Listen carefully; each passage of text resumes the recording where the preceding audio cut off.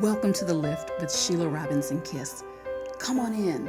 There's always a special place set aside for you here where you can relax, kick up your heels, pour yourself a nice, refreshing drink, and prepare to be lifted and soar.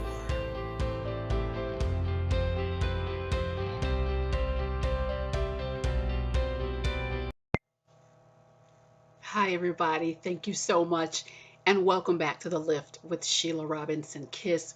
We've got it all here: mental health, movement, motivation, and the best relationship advice around. So if you're loving what I'm doing, please don't forget to subscribe and share the news of the channel with your friends and family. Let's dive right into the topic today.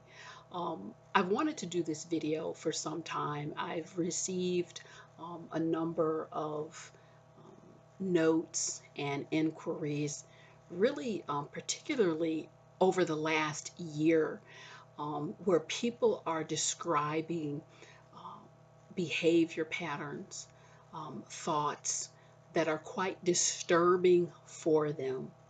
And so I'm responding to a large group at once through this video, and I want to talk about strongholds, spiritual strongholds, and their impact on your life and on your mental health. And then I'm going to talk to you very directly, no holds barred, about how to get yourself free.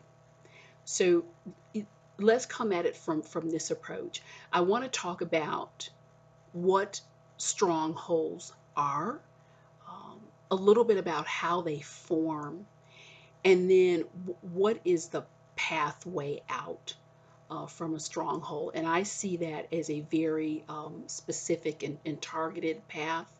But let's go ahead and dive in. So we're on the same page. A stronghold is a thought. It's a thought or a behavior pattern that dark influences want held in place.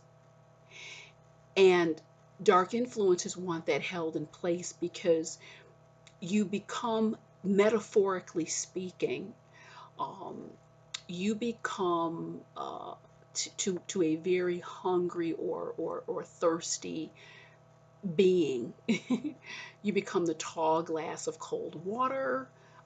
You become the steak sandwich. You become the chocolate frosty freeze, if you will. In other words, these influences can then have their way with you when the stronghold is kept in place. I'm going to describe some strongholds in just a moment, but I want to share a little bit with you about how strongholds form. Strongholds form generally because there is some weak spot within your psyche, within your soul, within the realm of how you think that gets exploited. The weak spot could be in the form of how you think, a repetitive behavior you have. They can also form as a result of trauma and the fallout from trauma. And I'll share some examples in just a little bit. There are as many different forms of strongholds as there are people on the planet. Today I'm going to talk about the stronghold of resentment. I'm going to talk about the stronghold of lust, which is a big one for a lot of folks. I'm going to talk about the stronghold of rejection, as well as the stronghold of insecurity. And what I really want to highlight is a person could operate under strongholds for years and not be aware. There may be some level of awareness that something is vaguely off, but what a stronghold will do, the best example I can give you is pulling you slowly into a fog to the point where you don't even recognize that it's foggy anymore. Do you know what I mean? Frederick Douglass, one of his famous quotes is, "The light broke in on me by degrees." So often there are, it's degrees of being taken under. Um, and then before you know it, it's like the octopus has one tentacle. You really don't pay attention to that. Feels a little bit uncomfortable. Then it's three. And then when you're fully into awareness, you are really held tightly by all eight, all eight of those tentacles. And a strong hold is, it's called strong because it's not something light, it's not something weak. It you experience it as a powerful hold. And many people will tell me, Sheila, I've done everything that I possibly can to release myself, get some air, get free. And I just feel like it's repetitive and it's in place. And then I'll dig a little deeper. And yes, they've done a lot. But shortly, I'm going to tell you the ultimate antidote, if you will, because these strongholds are powerfully held in place by, there's a psychological element to it, and where you come into agreement because the power of it is so overwhelming. It's not a conscious agreement, it's generally an unconscious agreement. So you have the psychological realm, then you have the spiritual realm, and that push of holding it in place when you are dealing in the spiritual, particularly when we're talking about these dark influences. And when I say this, don't misunderstand, because it applies to me as well. Your mind cannot bend far enough.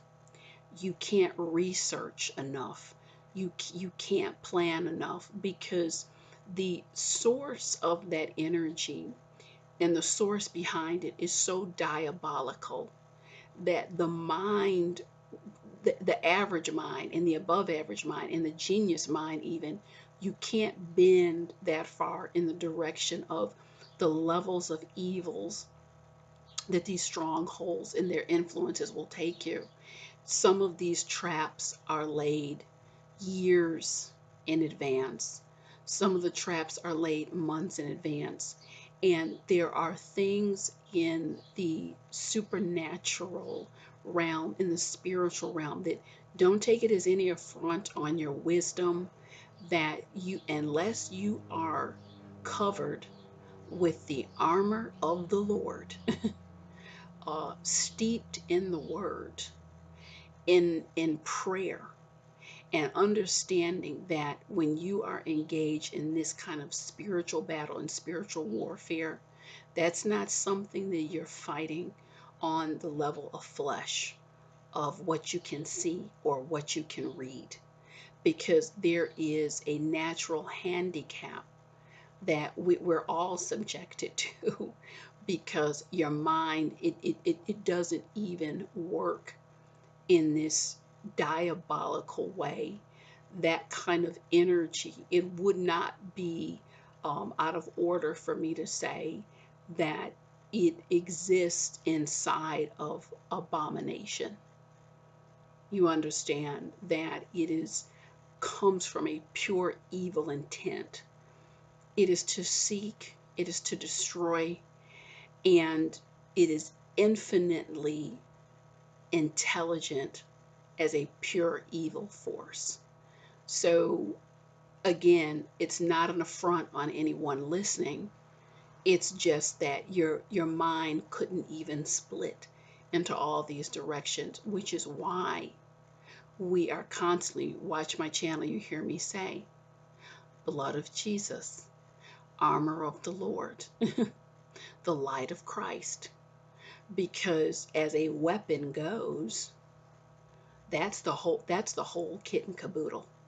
That is the armor. The question is, how deep are you willing to go? How deep are you willing to go? It is beyond, we could use the word a faith walk, but I like to say it's a walk of knowing. It is a walk of knowing when you truly understand um, the the dynamics in play. Let me come back to some specific strongholds and getting some descriptions. Want to get some descriptions behind it. I want to start with the stronghold of resentment because a lot of the notes that I've received, people are really battling just not even like someone did something to me 2 weeks ago. They're battling resentments from years, decades ago. And I want to tell you that this stronghold of resentment, it creates a very fertile ground. Consider that your heart, the soil in your heart is just filled with hate, filled with frustration, filled with harsh memories from the past. That creates the perfect opportunity to literally infiltrate your mind, and you will find that a lion's share of your thought energy is going back in the past toward this person, toward that person. And what it creates is multiple seeds of unforgiveness, uh, lack of forgiveness. And it becomes a way of being, it becomes a way of thinking. And I've seen people that will start out with these resentments, and within months and years, they morph into individuals who, because of that energy is on them, they are over defended, and they resent everything and everyone, and there is no joy. And that's what strongholds do. It starts out with a seed, and before you know it, you are entertaining a garden of hate. A couple words about forgiveness, particularly when you're battling the stronghold of resentment. I understand forgiveness in a much different way than I did, 15, 20 years ago. I was of the mind that, you know, some levels of forgiveness basically make you a sucker. Hey, you screwed up, whatever the case may be. Again, when we know better, we do better. Coming into deeper levels of understanding and being dealt with thoroughly by the Holy Spirit, I see forgiveness now as a very necessary tool, very necessary inside of humanity, inside of our lives. And I'll tell you why. Because I put that information next to doing this work, being in intimate spaces, providing therapy for individuals, families, the group work, the speaking for years and years. I know this to be true, that depending on how you view forgiveness, there are people who will go to their grave buried under the burden of shame and regret for things that they've done. Who among us? Let he who is perfect, would you please cast the first stone? I don't think there's going to be too many stones cast, because we're all fallen in some shape, form, or fashion.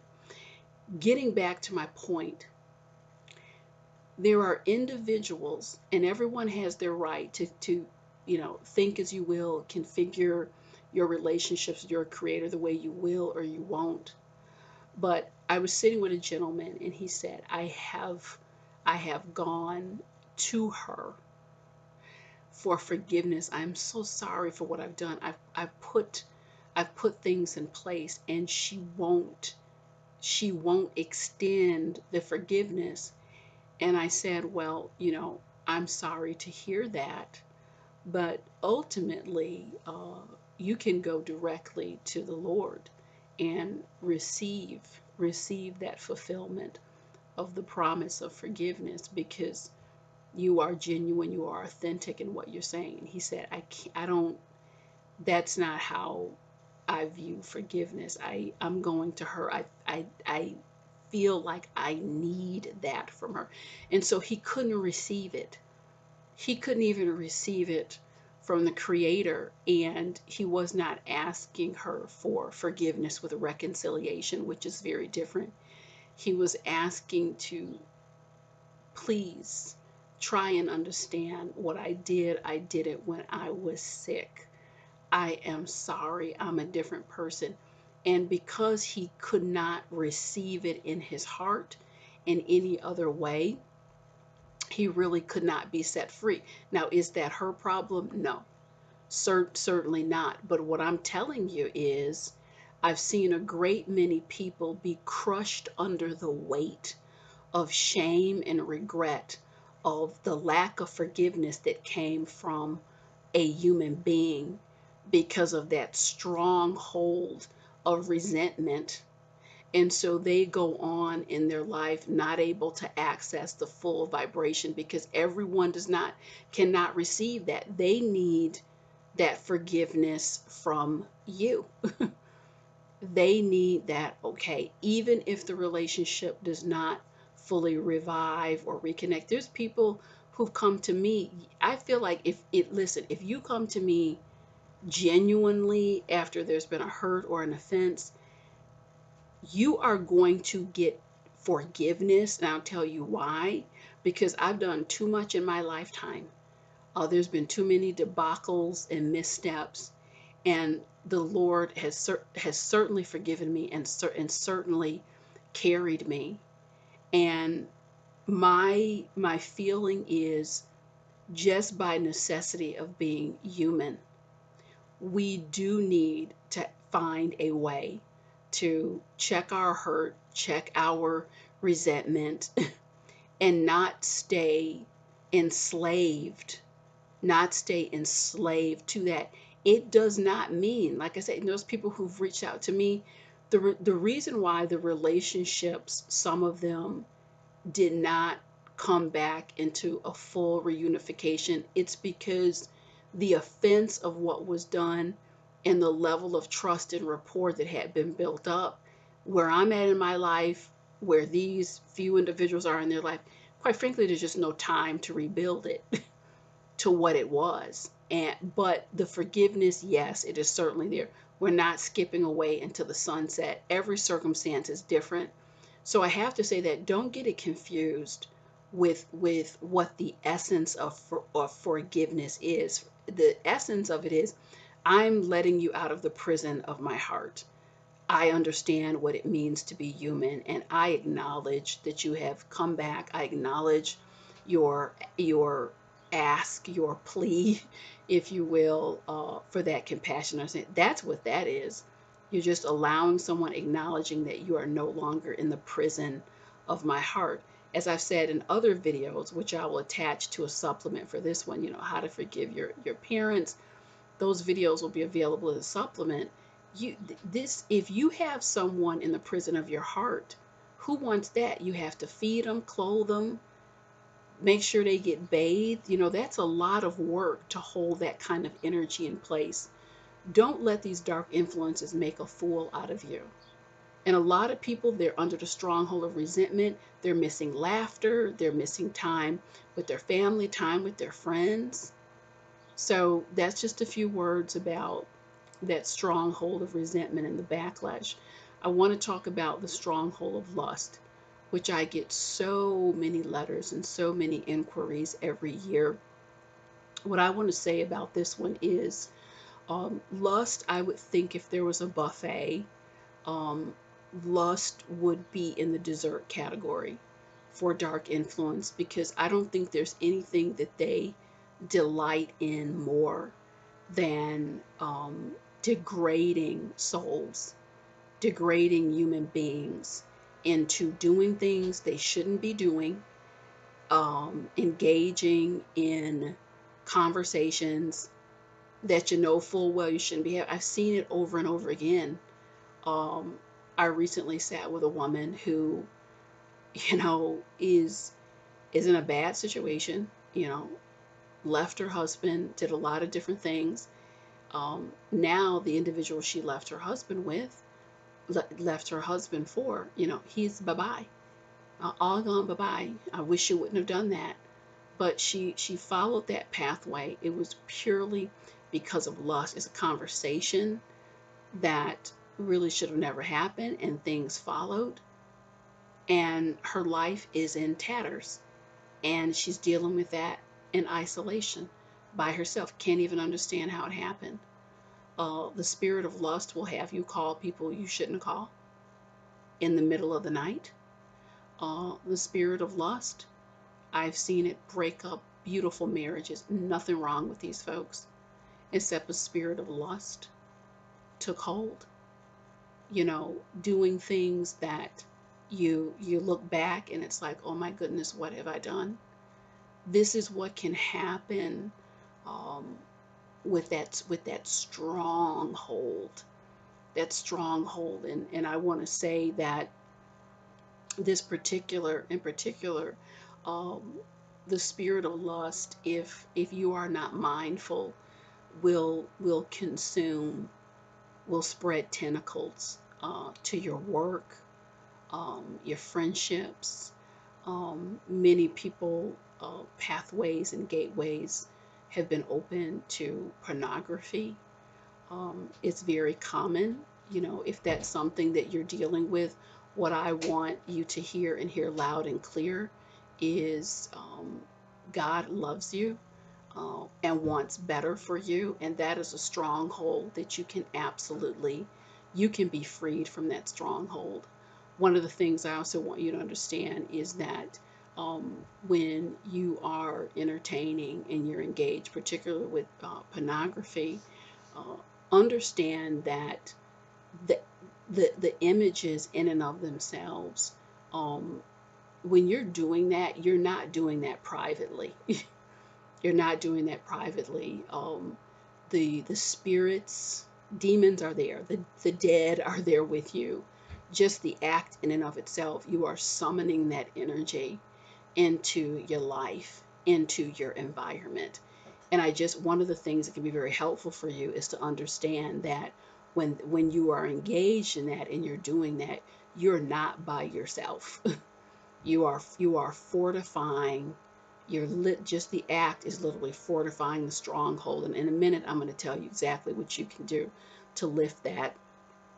I want to say a couple words about the strongholds of rejection and insecurity that are keeping people bound up in jobs they have no business being in, people bound up in abusive circumstances because they fear I can't do better. These strongholds will also start to literally mentally program your thinking with messages. And if you've ever had a situation where, oh my God, why am I thinking that? Where did that come from? Well, you have your answer right there. You have your answer right there. We are not walking around purposely trying to put negative thoughts and emotions into us. When you're dealing in the spiritual realm, the capacities are there to influence thinking, particularly if your mind is not fortified. The further you go into this work, you can say, hold on, stop. No, you don't. I don't think so. I've been just driving my car casually and stupid stuff, just very stupid. Some of it degrading. I'll come in and say, don't even get started. Don't even go there with me. Boom, go right into prayer, because I've come to understand over the years that guarding the mind and cultivating a positive garden in your mind, that's not just occasional work. That's consistent work. That's everyday work. And what I say, if it's good, fall in love with it. If it's good, fall in love with it. And you absolutely have the capacity for that. I want to give you some very specific, and I'm sorry for the noise, just wouldn't you know, just right now, someone decides to do yard work. So just bear with me. Video, I'm just about complete with this message. I want to give you very specific information on how to start lifting strongholds. There's a book. It's by John Eckert, powerful book. I have been in these prayers for a number of years. It's called Prayers That Rout Demons. that is a book that if you're dealing with any level of stronghold, you want to be in this book daily, consistently. It's a prayer book. It's a thin one, but it really truly packs a punch. The other thing that I want you to be aware of where strongholds are concerned is